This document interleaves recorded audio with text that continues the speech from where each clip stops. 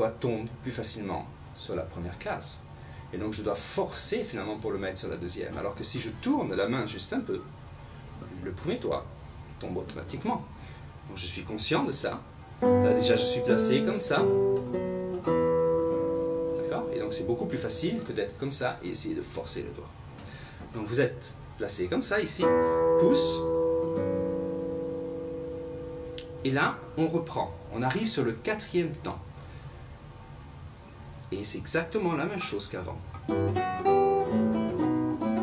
Sauf que le doigté est différent au début. Pourquoi? Parce que je suis comme ça. J'ai le premier doigt qui est occupé. Alors vous vous souvenez, on avait commencé avec le deuxième doigt avant. On avait commencé comme ça. Maintenant, c'est pas possible parce que j'ai le deuxième doigt qui est occupé ici. Et donc, j'utilise le troisième. Mais je fais quand même le barré. Et après, j'ai le deuxième comme avant. Ça, c'est exactement la même chose. Même chose qu'avant. Même chose. Et là, c'est différent. Ici, j'ai corde 5, case 3, deuxième doigt. Corde 3, case 2, premier doigt. Pouce et I. Deux croches maintenant. Première croche, la deuxième croche, corde à vide. Donc, ok. Prochaine note, quatrième doigt sur la corde 5, case 5, troisième doigt sur la corde 4, case 4, et je joue avec pouce et I. Et ça c'est ma noire. Alors j'ai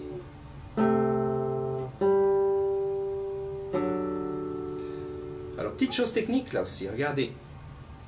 Si je fais comme ça, j'ai la main qui est placée avec cette partie qui est plus ouverte, on va dire, comme ça. Regardez maintenant, si je garde cette main comme ça, c'est difficile de placer mon quatrième, mon troisième. C'est beaucoup plus facile si je tourne la main maintenant. Alors c'est très petit comme mouvement, mais ça m'aide beaucoup. Et le pouce derrière va changer de position.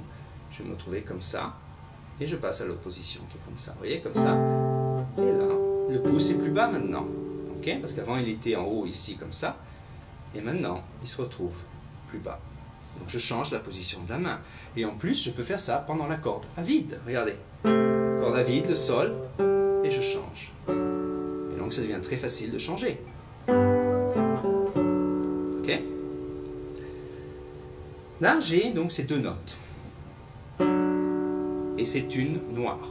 C'est sur le troisième temps. Alors je joue à partir du premier temps de cette mesure. 1, 2 et 3. Quatrième temps, je rejoue la basse avec le pouce. Et là, sur le E, donc ça c'est 4, et je joue M, la corde à vide.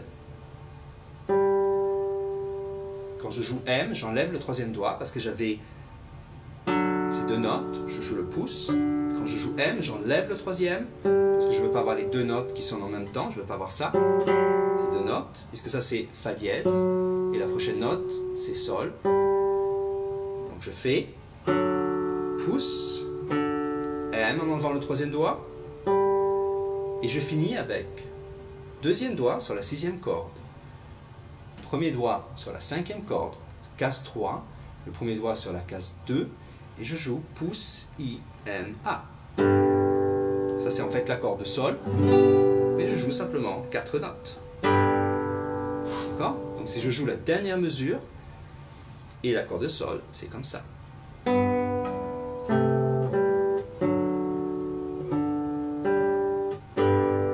Et ça c'est la première partie. Je vais jouer donc toute cette première partie, qu'il faut répéter en fait 2 fois.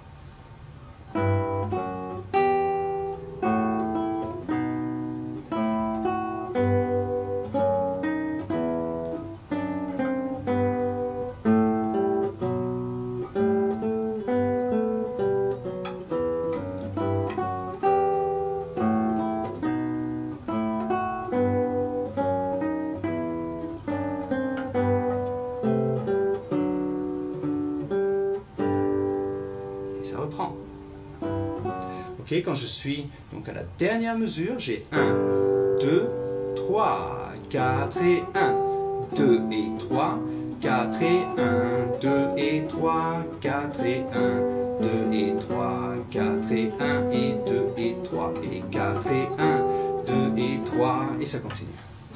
Bonne chance!